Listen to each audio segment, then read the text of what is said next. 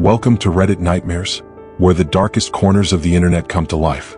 Tonight I'll be sharing a truly disturbing stories, tales of terror, mystery, and the unknown. Turn off the lights, put on your headphones, and prepare to be unsettled. Every night my entire town locks down for 12 minutes. I finally learned why. You know, the kind of town where everyone knows everyone? Where the local diner serves coffee in mugs stamped with your name, and everyone will lend a hand to a neighbor in need. A place where generations of families grew up together? Well, that is the sort of place where I live. Sure, it is a bit rustic, hell, I barely have reliable internet. But it is nice enough for us. It's the kind of place where time feels like it's standing still, except for one thing: the nights. The nights here are a little different. I've lived here all my life and there's no place I'd rather be. Or at least that's what I used to think. This place has its quirks like any small town, but there's a big one that stands out for us. You see, every night, without fail, at 11:38 p.m., the town locks down. I'm not talking about just closing up shops and less people being out and about. I'm talking about a real lockdown. Doors slam shut and are barred, windows rattle and lock, and everyone knows they have to be inside and stay inside, at least for what happens next. The next part is strange. No one ever sees anything moving out there directly, but we all just know. We just know that somehow something outside is trying to get in. An eerie silence falls over the streets. It's like the whole town is holding its breath. Then in 12 minutes exactly, it is just over. I've always wondered why it happens at exactly 11:38 p.m. People here don't talk about it much, but when they do, they whisper. They say it's just the way things are, that it's been happening for as long as anyone can remember. But I know better. I've seen it. Whatever it is. The first time I noticed it, I was still pretty young. I think I was 10 or 11. I'd stayed up late reading some of my favorite comic books. My parents warned me, like many other kids in town, that we had to go to bed early, but if we did get up, then absolutely no leaving the house or leaving any windows or doors open. I was not asleep, but was still following the rules when I heard the strangest sound. It was a low, guttural hum that seemed to vibrate through the walls. I looked out the window and that's when I saw it. The streets were empty, but there was a presence. It's hard to describe. It wasn't a person or an animal. It was something else. Something that didn't feel like it belonged. It moved with this strange, jerky motion, like it wasn't entirely in control of its own body. It radiated a disturbing sense of distortion that made my head hurt and my eyes had a difficult time focusing on it. I could feel this overwhelming sense of hunger that made my skin crawl. Before I knew it, it was over. It had passed my house and I realized I had been staring out my window in a hypnotic daze. It was almost midnight and I went to sleep and did not tell my parents about the disturbing thing I had seen. I didn't see it again for years, but the feeling never left. Every night at 11:38 on the dot, when the town shuts down, I know it is there. We all try to act like it's not. Just behave like we have a strict curfew and that nothing is really out there. Yet the people who are too bold or foolish and think that it's nothing, well, they don't last long. Those of us who are still here know that whatever that thing is, it's out there. Stalking, hunting. Looking for anything: an open window, a cracked door. Disappearances are frequent, especially for such a small town. The police have a whole song and dance for anyone who goes missing from the outside, but when it is a resident, well, it is more of a case where the families of the victims are reprimanded for not having known better. No one knows why the window of time is so mercifully brief. Almost just as suddenly as it starts, it's over. By 11:50 p.m., the streets are quiet again and the town feels normal. But it's not normal. It never was. People here have learned to live with it. They lock their doors, shut their windows, and pretend it's not happening. I asked my parents why we don't just move and they never gave me a good answer. All they said was, it wouldn't do any good. We have to endure. It has to be here. It is safer for everyone if it's here. It did not make sense. I know people can get attached to places, but it felt crazy to me. I couldn't just pretend this was normal, not after what I saw. Not after what I felt. There was something out there, and it was worse than anyone would believe. It was just recently that I saw it again. It was a normal night, at least as normal as nights could be in my town. I was getting ready to go to bed when I noticed that my cat Quincy was missing. I looked everywhere, but I couldn't find him. Then I heard something and looked through the window to spot a familiar shape and my heart sank. He was outside. He must have gotten out when I had come home earlier and was sauntering along the sidewalk, clueless to the impending danger. The time was 11:36 p.m. I had no idea if the creature did anything to animals, but I did not want to find out. I had never let Quincy outside before and he did not come back to my shouted calls for his return. I had to do something dangerous and stupid to save him. I rushed outside, sprinting toward him and trying to grab him and bring him in before it was too late. I managed to reach him and pick him up. But then I froze when I sensed a presence as I was scrambling back to my door. Quincy's ears folded back and he hissed. I felt paralyzed, and then I thought I saw it again. It was different this time. Larger and more overwhelming than before. Its presence seemed to fill the entire street, pressing against the houses like an unseen force. I tried to run, but my legs wouldn't move. I was frozen in place, my breath caught in my throat. To my horror, it seemed to finally regard me. Quincy jumped out of my hands and ran back to my house. He had fortunately evaded whatever interest the thing might have had with him. The creature's head twisted unnaturally in my direction, its distorted features coalescing into more recognizable shapes. Staring into the grotesque visage forced a scream out of me as I beheld the blasphemous impossibility. I turned and sprinted away, screaming like a maniac. My heart hammering against my ribcage with such force that each beat felt like it might crack my chest open. The sound of its pursuit echoed behind me, a wet slapping noise like a monstrous jellyfish gliding across the ground. Its deafening roar filled the air, shaking the ground beneath my feet as I ran for my life. I did not know if I could get away. No one I knew had been outside and survived. I ducked into an alley, my hands shaking as I pressed myself against the wall. My breath came in short, sharp gasps, and I could feel sweat dripping down my face. I didn't dare look around the corner. I didn't dare move. And then I heard the harrowing screams. They sliced through the air, piercing and full of terror. My heart raced as I strained to see who was making them, but all I could make out were shadowy figures caught in the open. The screams were short, sharp, and then they were swallowed by the night. The deafening silence that followed only added to the fear weighing down on me. I stayed pressed against the wall, trying to make myself as small and invisible as possible. The darkness seemed to come alive with every creak and rustle, amplifying my fear. I held my breath until I heard the sound of the creature moving away, and then just like that it was gone. But the eerie stillness lingered, haunting me even after the clock struck 11:50 p.m. The streets were once again quiet, but my nerves were still on edge. I stumbled back to my house, every step feeling like a race against time. Quincy waited anxiously at the door and bolted inside with me, seeking shelter inside. The horrible night had left me shaken, but grateful to be alive. Whatever that thing is, it does not belong in this world. It is not of this time or place, and its presence is so unsettling, it makes your mind ache just to catch a glimpse of it. No one can tell of its origins, maybe they are lost in the depths of history. But whatever its history, it remains. Always there, lurking in the shadows every night without fail. At that point I did the one thing you probably think everyone should have done by now. I left my hometown. I moved to the largest city I could reach to get away from it all. My parents did not approve. In fact, they tried to tell me I could not go. I was so desperate to get out of there that I had to sneak away in the early morning when they could not interfere. I never understood why we all stayed there and tried to ignore the eldritch nightmare that hunted us at night. It seemed so simple, and I felt better at first. The city felt alive with the hum of traffic and the distant chatter of people during the day, a cacophony that made me feel safe, anonymous. Indeed, I thought I'd left the nightmare behind, that the creature was just a memory, a relic of a past I could bury. My new apartment is a cozy studio on the 5th floor, with a view of the bustling streets below. High enough where looking out the window does not fill me with dread at night. Unfortunately, something happened last night that has shattered the fragile illusion of my peaceful transition. On the first night in my new place, I sat on the edge of my bed, flipping through a magazine to distract myself from the creeping unease that had settled in the pit of my stomach. The clock on the nightstand read 11:28 p.m. I told myself I was being paranoid, that the creature was gone, that I was safe now. But the weight of the past lingered, a shadow in the corner of my mind that I couldn't shake. By 11:38 p.m., the city outside my window was eerily quiet. The usual sounds of traffic and distant music had faded, replaced by an unsettling stillness. I tried to focus on the magazine, but my eyes kept drifting toward the window, the darkness beyond the glass pressing in on me. And then I heard it, a soft, tentative tap against the pane. My heart skipped a beat.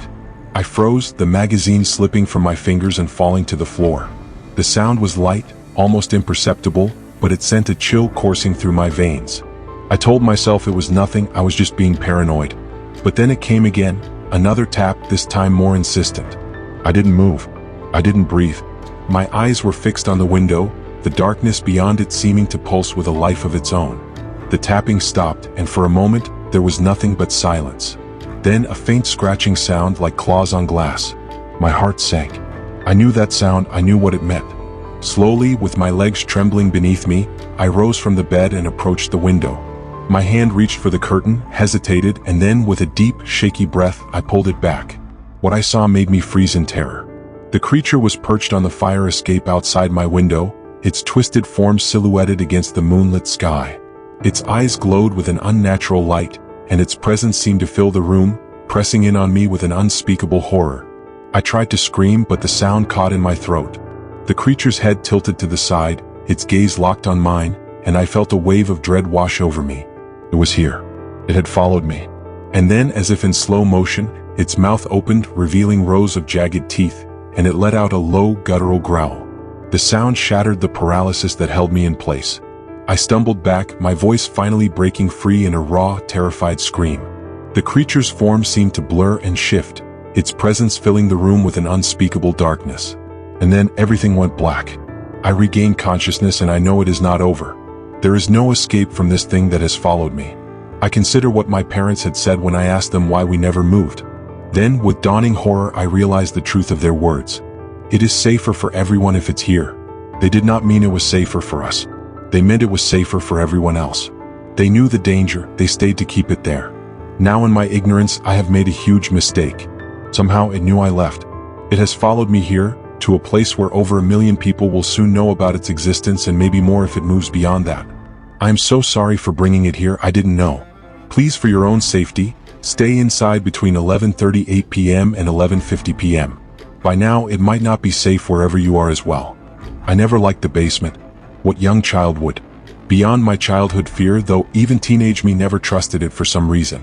Instinct, fight or flight, whatever it was, it gave off a bad energy. Coming back as an adult, I knew it wasn't just me who felt it. My mother, even to this day, refuses to go down there, insisting my father grab everything they need instead. On the rare occasion when I'm over and they need help, no more than 5 minutes elapse on any given trip down there. Every time I ask about the basement, they always shrug me off, hoping nonchalant lies will be enough to dissuade me. That's their solution to anything uncomfortable. Shrug it off, minimize the impact, and hope it goes away. My nightmares never went away though. Somewhere inside, I knew they still lived, tearing off chunks of my sanity. Nightmares of the echoing void, ringing like tinnitus from behind the shelves. That's where they lived. So here I stand, the face from my nightmares staring back at me in the form of dusty railings and waterlogged steps, intent on getting my sanity back. I never liked the basement, and I was right to fear it. Thomas, grab another bag of cornmeal from the basement. I winced, slowly turning to Mom, her lithe fingers already holding the door open for me. The inky maw of the stairwell waited for me expectantly, like a Venus flytrap. My eyes flicked from her to the stairs, the solitary light bulb flickering at the entrance. She sighed, flashing me an apologetic grin. Sorry, kiddo. There's a flashlight on the shelf at the bottom of the stairs if that helps. I swallowed, lurching toward the door apprehensively. Sweat already clung to my fingers as I gripped the dusty railing, floorboards releasing achy moans as I stepped into the mouth of the beast. I'll leave the door open for you. Thank you again. I stared straight ahead, unblinking. Cub Scouts taught me that when faced with a wild animal, the first rule is to never take your eyes off it. Hoping that Scouts trained me well, I let out a weak, "I love you, Mom," before hobbling down the creaky steps. Slinking into the shadows, I willed my eyes to adjust to the void. The void won, though, sight never coming. Panic bubbling up, my arms tried to pick up the slack, flailing about for the shelf. They eventually found it, albeit brazenly. My wrist collided with the dilapidated wood, a hollow thud launching the flashlight into the abyss, the darkness swallowing it eagerly. I grabbed my throbbing arm, panic flowing out in full force as my flashlight, my lifeline, rolled further into the blackness. Head whipping around, I stared into the center of the basement, seeing a dim light peeking out from the beyond. It caught in my pupils like a lanternfish, beckoning me further into its belly with a hopeful pearly hue. I shuffled toward it, arms outstretched and trembling like a newborn, backlit by the comforting light of the stairway. Dad had only ever taken me down here a few times, and every time I clung to his leg, burying my face in his pant leg. He was tall enough to reach the light on the ceiling, but each second we'd ever spent down here felt like a bitter cold, the air seeping into my skin. I jumped blindly in the dark, hoping I'd be lucky enough to feel the cord and save myself from this agony. I never found it, though, immediately aware of how much noise I had made. I froze, the hairs on my neck standing at attention, fixating on the light once more. 15, maybe 10 feet away. No sweat. 2 more hesitant steps, then inhale. 2 more steps. Exhale. 2 steps. Inhale. 2 steps. A metallic scraping ripped me out of my rhythm, my foot colliding with some unseen mass. I yelped reflexively, the object skittering across the concrete toward the light in front of me. It came to rest near a large shelving unit, the faint outline resting next to discarded boxes and rows of woodworking tools. I knew my eyes were pretty bad, but I just got new glasses, so I knew what I was seeing. I had kicked the flashlight, its batteries tumbling out next to it, dark and isolated. My face was pale, the white light in front of me offering little comfort. Trying to stop myself from fainting, a sudden echo from upstairs sent stars across my vision, Mom's voice ringing out cheerfully. Find it? It should be tucked underneath the stairs. Why ya wanna sissy? I focused on my breathing, the stars receding as I blinked away the panic. A faint light was peeking out from behind the framework of the large shelving unit. Desperate to understand, I picked up the flashlight shakily, somehow able to tuck the batteries back into their spots. Flicking on the light, a porcelain lawn gnome greeted me eerily, his rosy cheeks reflecting the flashlight beams. I yelped again, nearly dropping the flashlight again. Keeping it in my periphery, I wormed my way into the shelf, pushing boxes out of my way with effort. The smooth, stone wall of the basement was all I could find, beads of moisture clinging to the cement. The light was still there, barely perceptible in the reflection of the metal where the wall met the floor. My fingers tried to find purchase, but only light was able to slip through the crack it seemed. Fear switched to intrigue, my brain working through the puzzling light as my mother's footsteps thundered upstairs. Thomas, Rocky is gonna starve. Need help? Sorry? I got it, I lied, scrambling to the stairs. Flashlight in hand, the journey back was far less intimidating, but fear wasn't ever completely absent in the basement. I knew that much. Just as she said, a large canvas sack leaned beneath the stairs floorboards, a black fine yellow cornmeal label emblazoned on the front. I stuffed the flashlight into my pocket, the lamp head barely sticking out as I two-handed the sack, just high enough to keep it from dragging. I methodically trudged up the stairs, placing it on the step above me as I went. The fear of the basement loomed large in my mind, but there was intrigue attached to it now, that mysterious light spooling countless theory threads in my mind. Rocky is gonna starve, kiddo. No louder than a whisper, a woman's voice drifted through the air, sourceless and blank. I blinked in confusion, the light of the main floor flooding my pupils. What did you say, Mom? She turned the corner, a spoonful of peanut butter dangling at her side, my dog trailing behind. Oh good, you got it by yourself. I wasn't sure, those bags are pretty heavy. She flicked the spoon around aimlessly as she spoke, Rocky's head bobbing along with it, determined to catch any stray globs. I cocked my head at her in confusion, her deft hands already wrapped around the cinch at the top of the sack. Thanks, Thomas. As she walked off, humming to herself, I shut the basement door behind me carefully. I have to go back down there. If not tonight, then this weekend. But I'm gonna need backup. I yanked on the ceiling cord mindlessly, the bulb humming as gray light illuminated the basement. Same gnome, same cornmeal, same fear. Same but warped. A fear tinged with adult nihilism, a fear with more meat on its bones.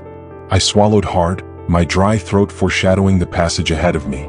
With a shaky breath, discarded boxes littered around me, I yanked at the shelves, rust painting my fingers orange. It clattered to the ground, pieces of porcelain shrapnel flying in all directions at the impact. One of the gnome's eyes rested at my feet in the rubble, its poignant stare begging me to leave this place. I hardened my stare back, set my jaw, and crouched down next to where I knew the passage was, a personal tomb taunting me, calling to me. White-knuckled with determination, I drove the claw of my crowbar into the seam of the floor, forcing the slab of concrete upward.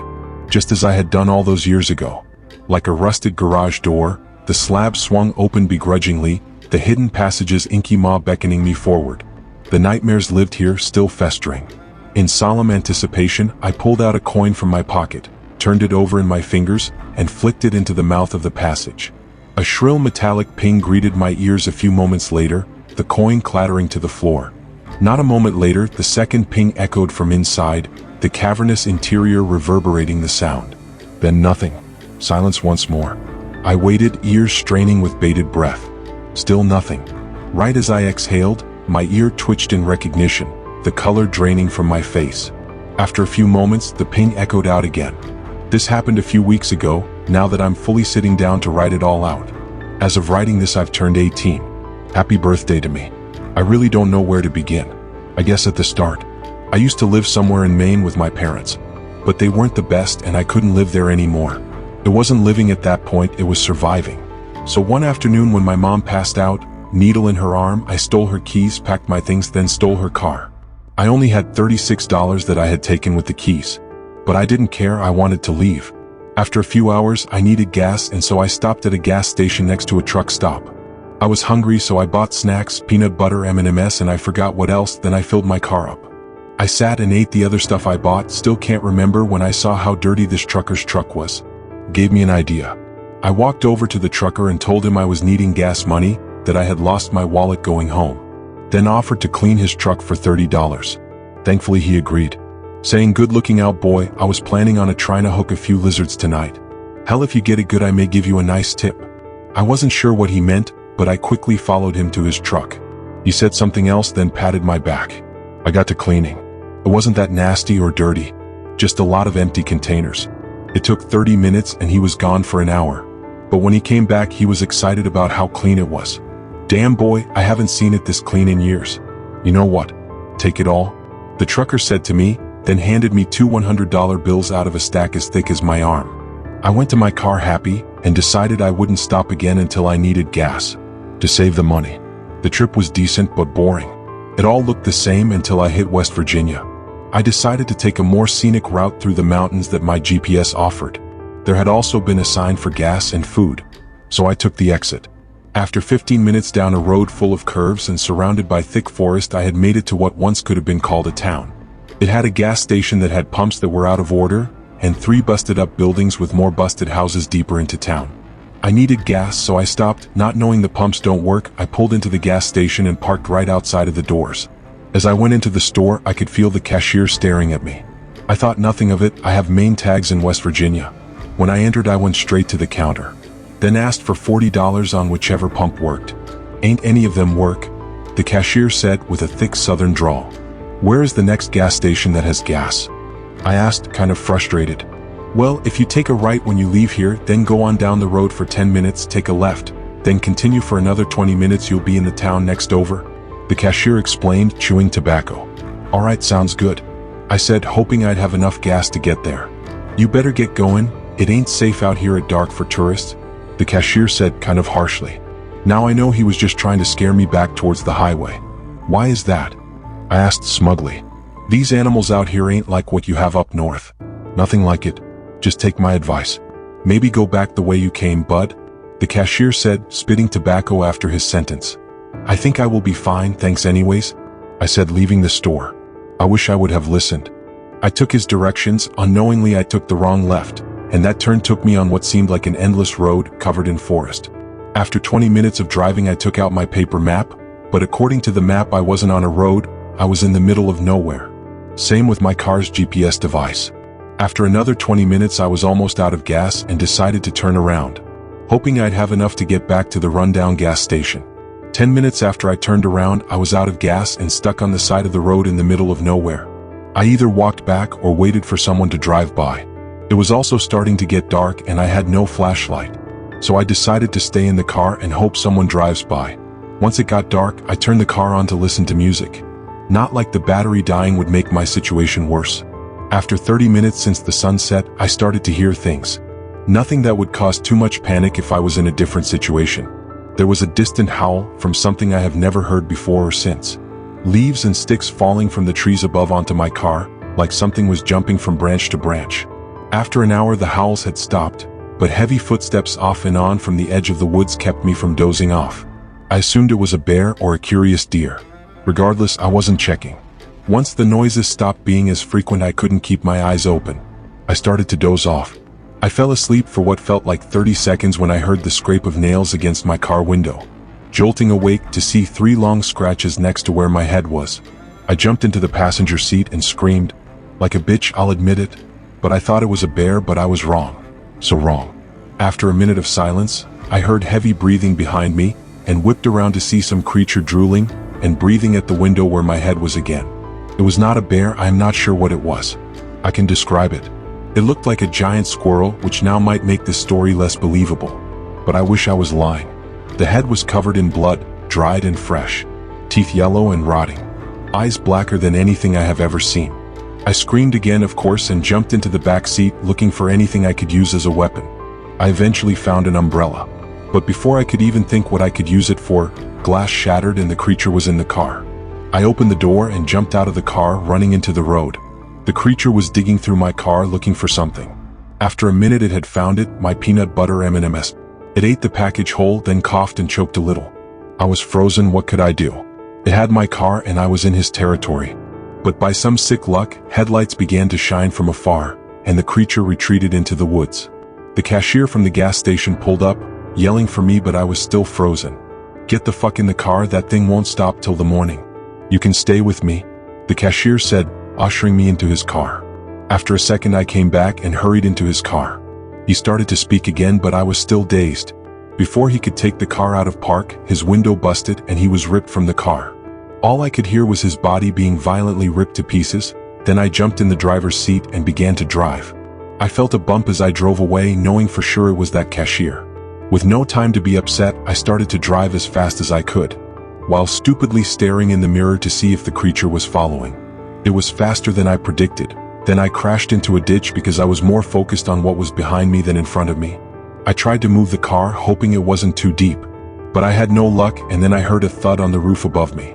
I quickly scanned the car for anything to protect myself. When I opened the glove box, a handgun fell out. I grabbed it and checked to see if it was loaded. It was, so I fired 2 shots into the roof. As soon as the second bullet pierced the roof, the creature let out a horrible scream. The only thing I can think of that is close to the sound it made is an Aztec death whistle. After the scream, it was silent. The sun was just starting to peek over the trees, and I decided it was now or never. I quickly scanned the trees, seeing movement far ahead of me. I decided to go for it. I let off 3 more shots in the direction of the creature. Another scream, then a loud thud like it had fallen from the trees. I quickly checked the trunk of the cashier's car, hoping maybe for gas or food. I found gas, a full 5-gallon tank. I quickly made my way back to my car, filled it up, and jumped into the driver's seat, then drove away. It has been 3 weeks since this happened. I haven't seen anything on the news regarding the cashier or a giant squirrel creature being found dead. I made my way to Illinois, far from any mountains. Just how I want it to be until I die. If anyone has any explanation on what attacked me, please let me know. I can't find anything online. Maybe it's a worse squirrel. John, also known as the Junk Man by all in the small, close-knit town of Woodville for his peculiar scavenging habits, had always been an enigma. He roamed the dim, forgotten alleyways of the town, searching through weather-beaten dumpsters and bringing home discarded treasures. Each day he would return home with his newfound relics, much to the dismay of his wife, to tinker with in his cluttered workshop. One evening, as the sun dipped below the horizon, casting shadows that seemed to stretch and creep like fingers through the alleyways, John made an unusual discovery. Hidden among the debris, he found an old, weathered phone in a dumpster, the kind that required a landline connection to function. Its rotary dial was dusty, and the once glossy cord was frayed and brittle. Its once white plastic casing had turned a sickly shade of yellow, bearing the scars of neglect and abandonment. It was filthy, covered in grime, and long past its prime. Yet, inexplicably, he felt drawn to it, as if some unknown force had guided him to this forgotten piece of technology. When he arrived home and presented the find to his wife, Emily, her reaction was a mixture of puzzlement and disapproval. "Why would you bring home something like that, John?" she questioned, her eyebrows furrowing in skepticism. "It's just a broken old phone. Besides, it's filthy." John's reasons eluded even him, but he simply shrugged and replied, "I don't know. I just felt drawn to it, I guess. Besides, it could be a good conversation starter, or maybe even a quirky decoration for the living room." With a resigned sigh, Emily agreed to let the old phone remain in their home, though she couldn't understand John's fascination with it. They placed it on the floor in the corner of their living room for the time being, where it sat lifeless and disconnected from any landline. Later that night, John awoke to an eerie sensation, an unshakable feeling that something was amiss. Thirsty, he tiptoed to the kitchen for a glass of water, and as he returned to the living room, his heart froze. The old phone started ringing. But that's impossible. Who could be calling on that thing? He thought to himself. Trembling, John hesitantly picked up the phone and brought it to his ear, only to be met with a cacophony of static. He was about to hang up when a low, guttural, and inhuman voice spoke. "You shouldn't have taken me," it whispered, sending shivers down his spine. "I've been waiting," it hissed. John's heart raced and he slammed the phone down, ending the call, his breath shallow and panicked. Then a sinister, otherworldly laugh erupted from behind him, echoing through the room. John quickly turned, his eyes darting around the dimly lit space, searching for any sign of an intruder. That's when he noticed it. There, in the darkest corner of the living room, stood a malevolent, shadowy figure with a grotesque, twisted smile on its face. It seemed to glitch in and out of existence, a nightmare-given form. Without a moment's hesitation, John raced back to the bedroom. "Emily, wake up." His voice trembled as he shook his wife awake. "Hurry, get up. We have to go now," he pleaded, panic in his voice. He didn't have time to explain the chilling encounter, but he knew that they needed to escape whatever malevolent presence had invaded their home. His wife, disoriented and frightened by his urgency, stumbled out of bed. Hastily, they donned their coats and fled the bedroom. Chaos reigned in the house as they raced through it. Lights flickered erratically, and objects were sent hurling across the room, almost as if the very environment itself was determined to prevent their escape. The malevolent spirit, or perhaps demon, seemed to derive pleasure from their fear and panic. Finally, they burst out of the front door, gasping for breath in the cool night air. Their car was parked in the driveway, and without hesitation they sprinted to it and jumped inside, adrenaline coursing through their veins. John fumbled for the keys, his hands trembling, and the engine roared to life. He peeled out of the driveway, tires screeching. As he drove away, Emily glanced back at the beloved house they had once called home. She could still see the lights flickering wildly and the malevolent spirit standing in the window, a sinister smile still etched on its face. John and Emily refused to return to that house, opting to stay with a trusted friend until they could find a new place. The memory of that night, of the cursed phone, and of the sinister, shadowy figure attached to it would haunt them forever. After the incident, John forsook his scavenging habits and ceased collecting abandoned treasures for tinkering. That fateful night stood as a chilling reminder that certain things should forever remain buried in the past. My little sister's secret. Have you ever discovered something that completely shatters the image you had of a loved one? I've always been close to my younger sister, Ellie. We grew up together in a small, quiet town, where the only thing more boring than the scenery was the lack of drama. Ellie was sweet, shy, and always looked up to me. She had this thing about trust. She said I was the only person she could confide in. Last week she called me at midnight. Her voice was shaking, barely above a whisper. "I need you to come over," she said.